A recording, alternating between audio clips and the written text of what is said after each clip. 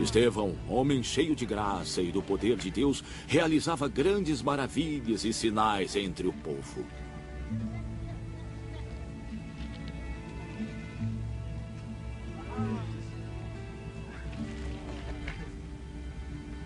Contudo, levantou-se oposição dos membros da chamada Sinagoga dos Libertos, dos judeus de Cirene e Alexandria, bem como das províncias da Cilícia e da Ásia.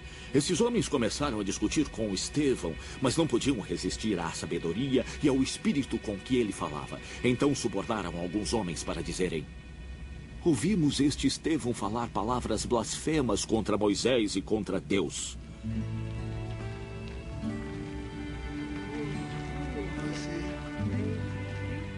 Com isso, agitaram o povo, os anciãos e os mestres da lei, e prendendo Estevão, levaram-no ao sinédrio.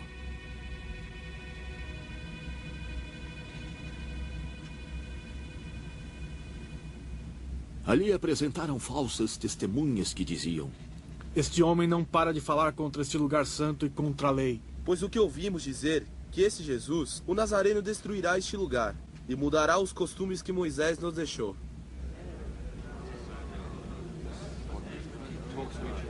Olhando para ele, todos os que estavam sentados no sinédrio viram que o seu rosto parecia o rosto de um anjo. Então o sumo sacerdote lhe perguntou: são verdadeiras estas acusações? A isso ele respondeu: irmãos e pais, ouçam-me. O Deus glorioso apareceu a nosso pai Abraão, estando ele ainda na Mesopotâmia, antes de morar em Harã. Deixe a sua terra e seus parentes, Deus disse, e vá para a terra que eu lhe mostrarei. Assim ele saiu da terra dos caldeus e se estabeleceu em Harã. Depois da morte de seu pai, Deus o trouxe a esta terra, onde vocês agora vivem. Ele não lhe deu nenhuma herança aqui, nem mesmo o espaço de um pé. Mas Deus lhe prometeu que ele e seus descendentes possuiriam a terra.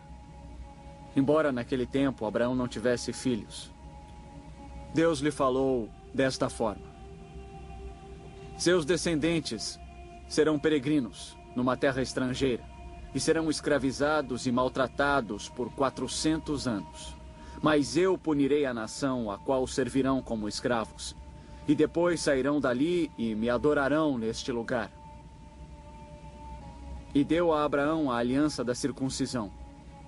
Assim Abraão gerou Isaque e o circuncidou 8 dias depois do seu nascimento. Mais tarde, Isaque gerou Jacó, e este aos 12 patriarcas. Os patriarcas, tendo inveja de José, venderam-no como escravo para o Egito, mas Deus estava com ele e o libertou de todas as suas tribulações, dando a José favor e sabedoria diante do faraó, rei do Egito. Assim este o tornou governador do Egito e de todo o seu palácio. Depois sobreveio fome a todo o Egito e Canaã, trazendo consigo grande sofrimento. E nossos antepassados não encontravam alimento. Ouvindo que havia trigo no Egito, Jacó enviou nossos antepassados em sua primeira viagem. Na segunda viagem deles, José fez-se reconhecer por seus irmãos, e o faraó pôde conhecer a família de José. Depois disso, José mandou buscar seu pai Jacó e toda a sua família, num total de 75 pessoas. Então Jacó desceu ao Egito, onde faleceram ele e nossos antepassados. Seus corpos foram levados de volta a Siquém e colocados no túmulo que Abraão havia comprado ali dos filhos de Hamor por certa quantia. Ao se aproximar o tempo em que Deus cumpriria sua promessa a Abraão, aumentou grandemente o número do nosso povo no Egito.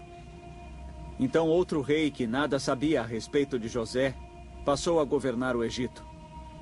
Ele agiu traiçoeiramente para com o nosso povo e oprimiu os nossos antepassados, obrigando-os a abandonar os seus recém-nascidos para que não sobrevivessem. Naquele tempo, nasceu Moisés, o qual era um menino extraordinário. Por 3 meses ele foi criado na casa de seu pai. Quando foi abandonado, a filha do faraó o tomou e o criou como seu próprio filho. Moisés foi educado em toda a sabedoria dos egípcios e era poderoso em palavras e obras. Ao completar 40 anos, Moisés decidiu visitar seus irmãos israelitas. Ao ver um deles sendo maltratado por um egípcio, saiu em defesa do oprimido e o vingou, matando o egípcio.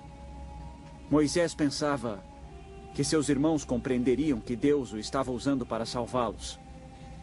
Mas eles não o compreenderam.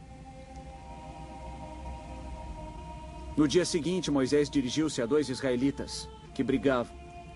Tentou reconciliá-los, dizendo: "Homens, vocês são irmãos, por que ferem um ao outro?" Mas o homem que maltratava o outro empurrou Moisés e disse: "Quem o nomeou líder e juiz sobre nós? Quer matar-me, como matou o egípcio ontem?" Ouvindo isso, Moisés fugiu para Midian, onde ficou morando como estrangeiro e teve 2 filhos. Passados 40 anos, apareceu a Moisés um anjo nas labaredas de uma sarça em chamas no deserto, perto do Monte Sinai. Vendo aquilo, ficou atônito. E aproximando-se para observar, ouviu a voz do Senhor: "Eu sou o Deus dos seus antepassados, o Deus de Abraão, Isaque e Jacó." Moisés, tremendo de medo, não ousava olhar. Então o Senhor lhe disse: "Tire as suas sandálias, porque o lugar em que você está é terra santa. Vi o sofrimento do meu povo no Egito. Eu ouvi seus gemidos e desci para libertá-los. Venha agora. Eu o enviarei de volta ao Egito." Este é o mesmo Moisés que tinham rejeitado com estas palavras: "Quem o nomeou líder e juiz?" Ele foi enviado pelo próprio Deus para ser líder e libertador deles por meio do anjo que lhe tinha aparecido na sarça.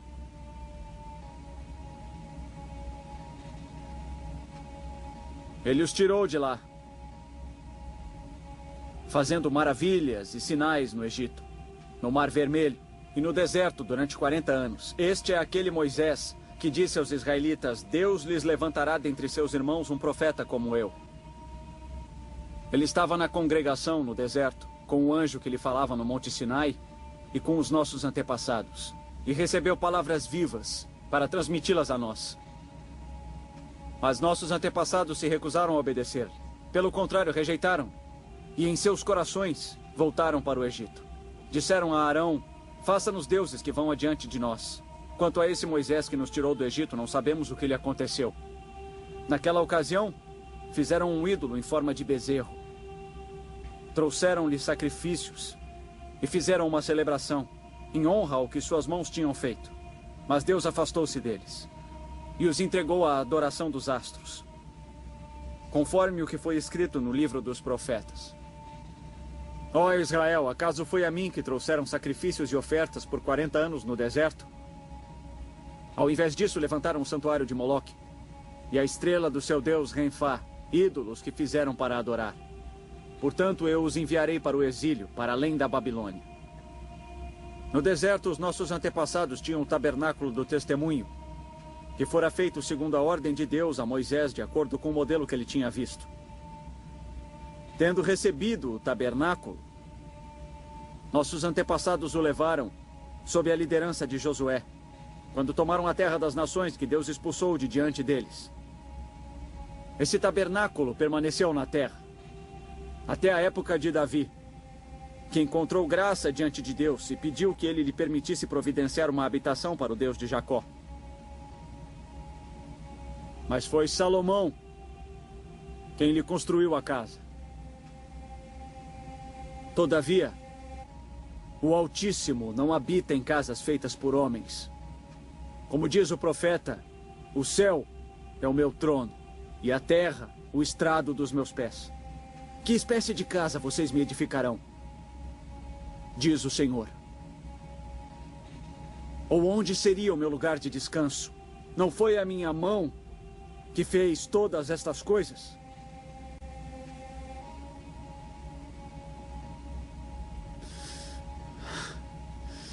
Povo obstinado incircunciso de coração e de ouvidos. Vocês são iguais aos seus antepassados, sempre resistem ao Espírito Santo. Qual dos profetas? Seus antepassados não perseguiram?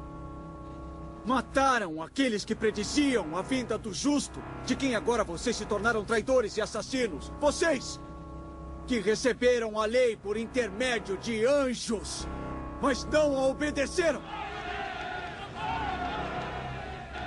Ouvindo isso, ficavam furiosos e rangiam os dentes contra ele.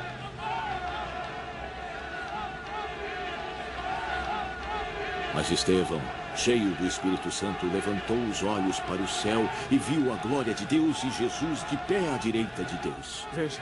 Ele disse: Veja o céu aberto e o Filho do Homem de pé à direita de Deus. Mas eles taparam os ouvidos e, gritando em alta voz, lançaram-se todos juntos contra ele. Arrastaram-no para fora da cidade e começaram a apedrejá-lo.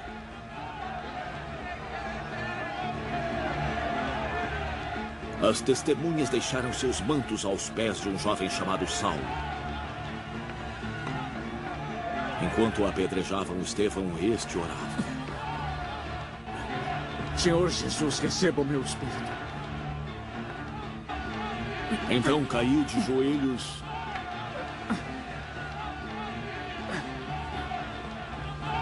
e bradou. Senhor, não os consideres culpados deste pecado. E dizendo isso, adormeceu.